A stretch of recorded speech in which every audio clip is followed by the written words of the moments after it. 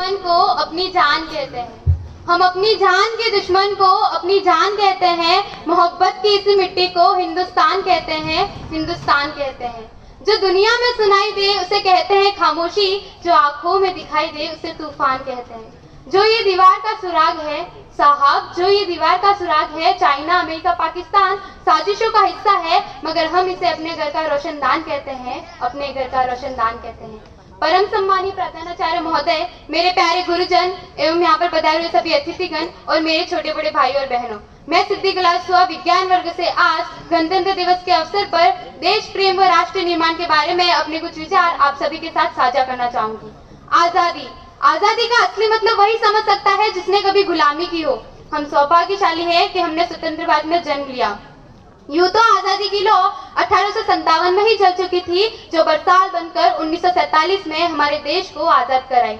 प्राचीन, मध्यकालीन और वर्तमान भारत के उदाहरणों से स्पष्ट करना चाहूंगी कि जब हम फिरंगियों के फेरे में फंस गए थे तो रंगदे बसंती छोला की एक आवाज पर टोलों के टोले उमड़ाते थे और उनके वंदे मातरम के नारों से रक्त में आने वाला 5-5 डिग्री का तूफान अंग्रेजी शासकों की जड़ों में तूफान ला देता था। लोग मर जाते थे, मिट जाते थे, फांसी चढ़ जाते थे, तो वो भी अपनी देशभक्ति साबित कर रहे थे, क्योंकि ये उस दौर की देशभक्ति की कसौटी थी। उसके बाद 62, 65 और 71 के युद्धों में अपना सुहाग गवा देने वाली औरत जब घर के हालात ये हो जाया करते थे कि प्यार भी भरपूर गया, मांग का सिंदूर गया, नन्हे नौनिहालों की लंगोटियां चली गई, छोटी छोटी बेटियों की चोटियां चली गई, बाप की कमाई गई, भाई की पढ़ाई गई, ऐसा एक विस्फोट हुआ, पता ही चला नहीं, पूरे जिस्म की कई बोटियां चली गई और आपके लिए तो एक आदमी मारा है साहब, किंतु मेरे घर की तो रोटियां चली गई, मेरे घर की तो रोटियां चली गई वाले हालात पैदा हो जाने के बावजूद भी एक माँ अपने बेटे को सड़क पर दुश्मनों की धज्जियां उड़ाने के लिए भेज देती थी और उसे पत्र लिखा कर ये भेजा करती थी कि अम्मा ने खत लिखा है बड़े ही चाव से, पुत्र मेरे ना घबरा जाना, 1 इंच भी पीछे ना हटना, चाहे इंच इंच कट जाना, चाहे इंच इंच कट जाना। इस तरह पूरा परिवार अपनी देशभक्ति साबित कर रहा होता था। तब देश बलिदान मांगता था, तब देश लड़ जाने को कहता था, तब देश मर जाने को, मिट जाने को, फांसी चढ़ जाने को कहता था, किंतु आज देश लड़ जाने को नहीं कहता, आज देश मर जाने को, मिट जाने को, फांसी चढ़ जाने को नहीं कहता, बल्कि मेरे विचारों में यदि कोई व्यक्ति अपना काम पूरी ईमानदारी, पूरी मेहनत और पूरी लगन से करे ना, तो वही सबसे बड़ा देशभक्त है। मैं नहीं मानती कि फेसबुक और व्हाट्सएप की डीपी को 3 रंगों में रंगना देशभक्ति है, और यदि आप कहे कि साल में 2 बार हाथ में तिरंगा ले लेना देशभक्ति है, तो मैं पूछना चाहूंगी कि फुटपाथ पे रहने वाला वो बच्चा ट्रैफिक की छाव में, नंगे पांव में जब तिरंगा बेच रहा होता है, तो क्या ऐसे आप उसकी देशभक्ति कहेंगे? ये उसकी देशभक्ति नहीं, ये उसके पेट की भूख की शक्ति है जो उसे ऐसा करने पर मजबूर करती है। क्योंकि न मस्जिद को जानते हैं, न शिवालयों को जानते हैं, न मस्जिद को जानते हैं, न शिवालयों को जानते हैं। जो पेट के भूखे होते हैं ना, वो सिर्फ भोजन के निवालों को जानते हैं, वो सिर्फ भोजन के निवालों को जानते हैं। अपने परिवार, अपने समाज, अपने देश के प्रति समर्पण का भाव है सच्ची देशभक्ति, और हर देशद्रोही के जीवन में आने वाला तूफान है हमारी सच्ची देशभक्ति, ताकि हर देशद्रोही ये समझ सके कि अगर तू परिंदा है तो ये आसमान तेरा है, अगर तू परिंदा है तो ये आसमान तेरा है, अगर तू दरिंदा है तो ये शमशान तेरा है। भाईचारे से रहना है तो रह इस जमीन पर, वरना ये कब्र भी तेरी है और यही कब्रिस्तान तेरा है और यही कब्रिस्तान मेरा है। लेकिन एक देशद्रोही से ज्यादा देशभक्ति तब आहत होती है जब एक बेटा अपने बूढ़े माँ बाप को वृद्धाश्रम की चौखट पर छोड़ाता है। तो उठती है वो देशभक्ति जब मुसीबत में फंसे लोगों की जान बचाने से ज्यादा हम सेल्फी लेकर अपने लाइक्स बढ़ाने में लगे रहते हैं। आज के इस दौर में वो युवा जिनके ऊपर जिम्मेदारी थी अपने देश, अपने समाज, अपने राष्ट्र की आशाओं को बांधे रखने की, वही युवा 4 बाई 4 इंच की छोटी सी स्क्रीन पर अपनी कोमल उंगलियों के घर्षण मात्र से अपनी भावनाओं की इमोजी भेज रहा है। 4 बोतल वोट का काम मेरा रोस्ता ने भारत का भविष्य तबाह कर रखा है। हम ना एक ऐसे समाज में जीते हैं जहाँ लड़कों से बात करते थे एक जो भाई हड़काते हैं, जहाँ लड़कों से बात करते थे एक जो भाई हड़काते हैं,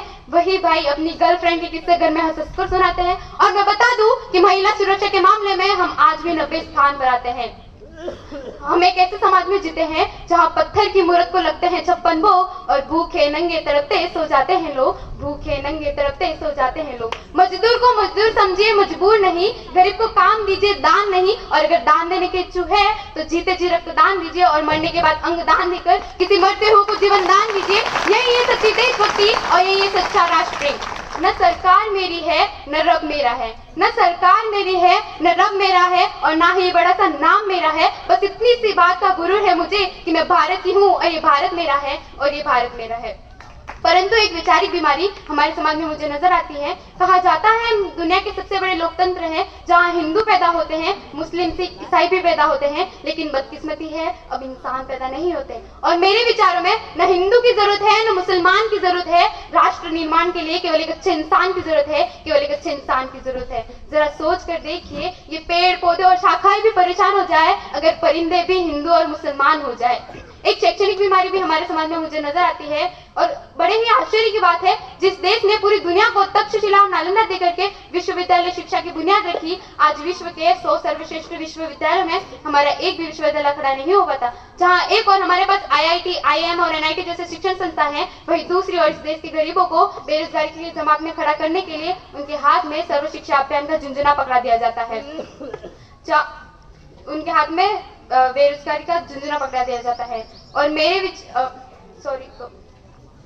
जहां एक और हमारे पास IIT, IIM और NIT जैसे शिक्षण संस्था है, वही दूसरी ओर इस देश के गरीबों को बेरोजगारी की जमात खड़ा करने के लिए उनके हाथ में सर्व शिक्षा का झुंझुना पकड़ा दिया जाता है।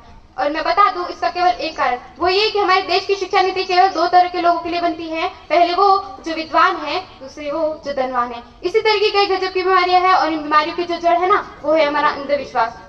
और मेरे विचार में जब तक इस देश का युवा अपनी सफलता के लिए मंदिरों में जा जाकर नारियल फोड़ कर भगवान को रिश्वत लगाता रहेगा, हमारे समाज का शिक्षित वर्ग ही बिल्ली के रास्ते काटने पर खड़ा हो जाएगा, अपनी जाति अपनी धर्म को ऊंचा मानकर दूसरों के धर्म की अवहेलना करता रहेगा, तब तक ना ही इस देश से अंधविश्वास खत्म होगा और ना ही हमारा राष्ट्र निर्माण संभव होगा। हमारी संस्कृति, हमारी सभ्यता को दुनिया ने शीश नवाया है, तो क्यों आस्था के नाम पर हमने अंधविश्वास फैलाया है।